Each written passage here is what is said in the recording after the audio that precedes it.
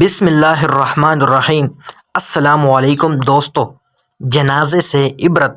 ایک جنازے سے فارغ ہوتے ہی ایک بابا جی قبر کے قریب آ کر کھڑے ہو گئے اور پوچھنے لگے، بیٹا بتاؤ، اگر یہ شخص ابھی دنیا میں واپس آ جائے تو کیا کرے گا؟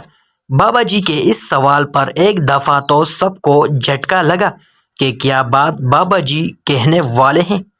بابا جی مسکرائے اور بولے، میں انسان ہی ہوں، سوال کا جواب کوئی دینا چاہے گا؟ ایک دو شخص ہم آواز ہو کر بولے، نیک کام کرے گا، اچائی کے کام کرے گا۔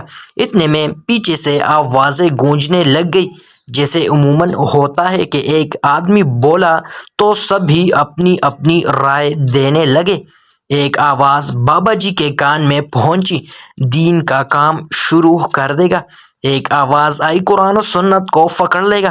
ابھی یہ سلسلہ چل رہا تھا کہ بابا جی کہنے لگے، ساری باتوں کا خلاصہ ایک ہی ہے کہ یہ اللہ کی نافرمانی سے دور ہو کر اللہ اور اس کے رسول صلی اللہ علیہ وآلہ وسلم کا فرمانبردار بن جائے گا۔ لیکن پتر، بات یہ ہے کہ یہ کبھی نہیں آئے گا۔ ہاں، تم لوگ جاؤ گے، یہ کبھی نہیں کر سکے گا، لیکن تم لوگ باہر ہو، اس لیے تم لوگ وہ کرو جو یہ کرنا چاہتا ہے۔